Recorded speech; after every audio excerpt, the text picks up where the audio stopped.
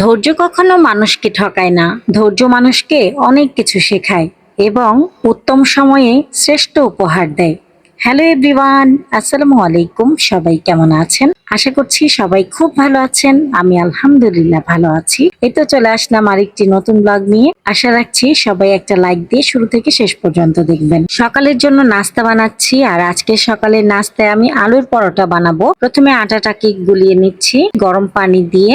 আমি সবসময় রুটি পরোটা বানালে আগে থেকেই পানি গরম করে তারপরে অন্য একটা বোলের ভিতরে আটা রেখে তারপরে পরিমাণ মতো লবণ দিয়ে তারপরে পানি দিয়ে মিক্স করি। অনেকে সেদ্ধ আটার রুটি বানায়, তো আমার কাছে সেদ্ধ আটার রুটি ভালো লাগে না। তো এটা ঠান্ডা হতে থাক, আর এদিকে আমি আলু ভর্তা বানিয়ে নিচ্ছি। আলুটাকে সেদ্ধ করে নিয়েছিলাম আগে থেকে। মানে আমি কি করেছি, আজকে ফজরের নামাজ পড়ে রাইস কুকারে আমি আলু সেদ্ধ বসিয়ে আবার একটু ঘুমিয়ে গিয়েছিলাম। এই তো আলু ভর্তা হয়ে গেছে। তারপরে এখন আমি আলুর পরোটাগুলো বেলে নিচ্ছি। একে একে পরোটাগুলো বেলবো আর ভেজে ভেজে সবাইকে খাবার দিয়ে দিব।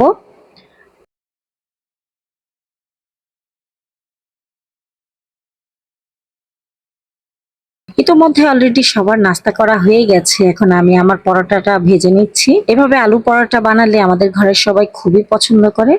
আচ্ছা বলেন তো আপু ভাইয়ারা, আপনারা কে কোথা থেকে আমার ভিডিওটি দেখছেন? আর আমার ভিডিও আপনাদের কাছে কেমন লাগে কমেন্টের মাধ্যমে কিন্তু জানাতে ভুলবেন না। আপনাদের লাইক এবং কমেন্ট আমাকে অনেক উৎসাহিত করে নতুন আরেকটি ভিডিও তৈরি করার জন্য। নাস্তা করার পর চাও খেয়ে নিয়েছিলাম। তারপরে এখন চলে আসলাম দুপুরের জন্য রান্না করতে। আর আজকে দুপুরে আমি গরুর মাংস রান্না করব, আর চিকেন রোস্ট রান্না করব, পোলাও রান্না করব। আর এই ভিডিওটা কিন্তু ছিল শুক্রবারের। আমি সব ধরনের মশলা দিয়ে গরুর মাংসটাকে ভালো মতো মিক্স করে নিয়েছিলাম এবং আধা ঘন্টা ম্যারিনেট করেছি। আর এরই মাঝে আমি সবকিছু কাটাকাটি করে নিয়েছি, মানে পেঁয়াজ।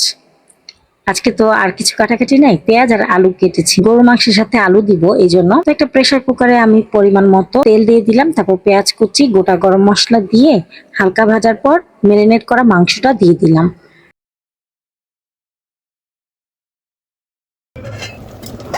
মাংসটাকে আমি কিছুক্ষণ কষিয়ে নিয়েছিলাম। এখন আমি ঝোলের জন্য পানি দিয়ে দিচ্ছি।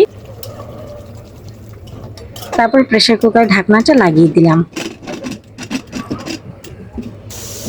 প্রেসার কুকারে যখন 7টা সিটি বেজে উঠেছে তখন আমি ঢাকনাটা খুলে এখন আলু দিয়ে দিচ্ছি। তারপর আর 3টা সিটি বাজলেই আমার গরুর মাংস রান্নাটা হয়ে যাবে। এখানে কয়েকটা কাঁচামরিচ দিয়ে দিলাম, মাঝখান থেকে ভেঙে দিলাম কয়েকটা। এখন 3টা সিটি বাজলেই আমার গরুর মাংস রান্নাটা হয়ে যাবে। লাস্ট পর্যায়ে আমি গরম মশলার গুঁড়া দিয়ে দিলাম।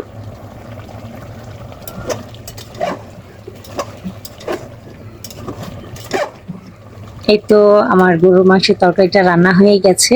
প্রথমে আমি গরুর মাংসের তরকারিটাই রান্না করলাম, আর আজকে খুব তাড়াতাড়ি রান্না হয়ে গেছে।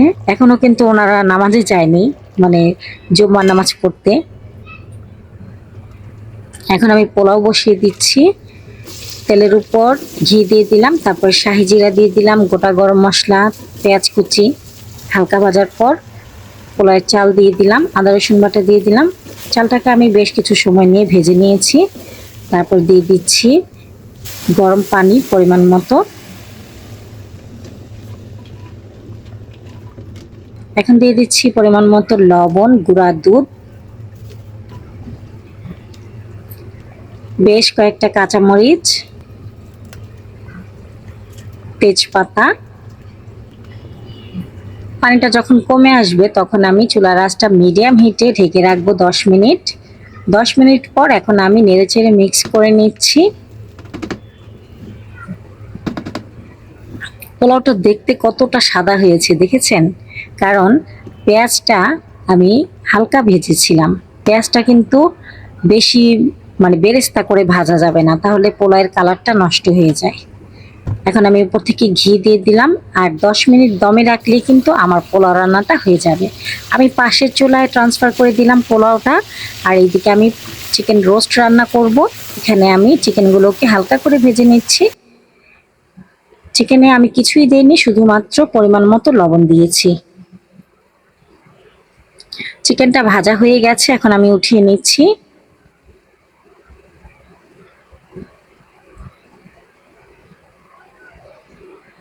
সেই তেলে আমি কিছুটা পেঁয়াজ কুচি দিয়ে দিলাম, আর দিয়ে দিচ্ছি গোটা গরম মশলা, দারচিনি, এলাচ, লবঙ্গ, আর দিয়েছি একটু শাহি জিরা। এখন আমি একটা মিশ্রণ দিচ্ছি। এখানে আছে আদা রসুন, তারপরে কয়েক রকমের বাদাম, তারপরে একটু পোস্ত দানা, জায়ফল, জয়ত্রী, আর হচ্ছে আরেকটু পেঁয়াজ কুচি, সব একসাথে একটুখানি লিকুইড দুধ দিয়ে আমি ব্লেন্ড করে নিয়েছি। সেটা এখানে দিয়ে দিলাম। ব্লেন্ডারে জগটা ধুয়ে পানি দিয়ে দিলাম। এখন দিয়ে দিচ্ছি লাল মরিচের গুঁড়া, জিরার গুঁড়া, পরিমাণ মতো লবণ। মশলাটাকে খুব ভালো মতো কষিয়ে নেব। এই মশলাটা যত কষানো ভালো হবে ততই কিন্তু এই গ্রেভির টেস্টটা ভালো আসবে। মশলা খুব ভালো মতো কষানো হয়ে গেছে। তারপর আমি চিকেন দিয়ে দিলাম। এখন দিয়ে দিচ্ছি টক দই, টমেটো সস। এখানে আমি এক্সট্রা করে কোনো পানি দিব না। আর যেহেতু দুধ দিয়ে ব্লেন্ড করেছি, দুধও আর দিব না। এই ঝোল দিয়ে আমার রান্না হয়ে যাবে। চুলার আঁচটা কমিয়ে রেখেছি। এখানে কাঁচামরিচ দিয়ে দিলাম আর একটুখানি চিনি দিয়ে দিলাম। চিনিটা দিলে সবকিছু ব্যালেন্সড হবে, যেহেতু এখানে টক দই দিয়েছি, টমেটো সস দিয়েছি। চিনিটা কিন্তু অবশ্যই দিতে হবে। চিনি না দিলে টেস্টটা ভালো আসবে না। তো আমি চুলার আঁচটা কমিয়ে রেখে খুব সুন্দর করে রান্না করে নিচ্ছি যেন চিকেনটা সেদ্ধ হয়ে যায়। এখন দিয়ে দিচ্ছি গুঁড়া দুধ, 1 টেবিল চামচ ঘি, আর একটু কেওড়া জল আর গোলাপ জল। এগুলো দিলে পুরো মানে চিকেন রোস্টের ফ্লেভারটা একদম শাহি শাহি আসবে এবং মনে হবে যে বিয়ে বাড়ির রোস্ট খাচ্ছি। এই রোস্টটা এত বেশি মজা হয়েছিল, আপনারা একবার এভাবে রান্না করে খেয়ে দেখবেন, খুবই মজা লাগবে। আমি চুলার আঁচটা কিন্তু একদম লো করে রেখেছি যেন উপর থেকে তেলটা পুরোপুরি ছেড়ে দেয়। এই তো আমার চিকেন রোস্ট রান্না হয়ে গেছে।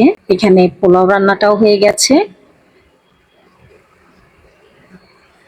তারপরে আমি নামাজ কালাম পড়ে আসলাম আর ওনারাও নামাজ পড়ে চলে এসেছে। আজকে নামাজ পড়ার সাথে সাথেই খাবার রেডি, কারণ সবকিছু আগে আগে রান্না করে ফেলেছিলাম। ঝরঝরে সাদা পোলাও, চিকেন রোস্ট, আর সাথে হচ্ছে আলু দিয়ে গরুর মাংসের তরকারি। আলহামদুলিল্লাহ, খুবই মজা হয়েছিল খাবারগুলো। ভিডিওটি ভালো লাগলে প্লিজ একটি লাইক দিবেন। ভিডিও সংক্রান্ত কোনো মতামত থাকলে কমেন্টের মাধ্যমে জানাতে পারেন। আজকের মতো ভিডিওটি এ পর্যন্তই। আল্লাহ হাফেজ। আসসালামু আলাইকুম। আমাকে সাপোর্ট করার জন্য আমার ভিডিওটি চাইলে একটা শেয়ার করে দিতে পারেন।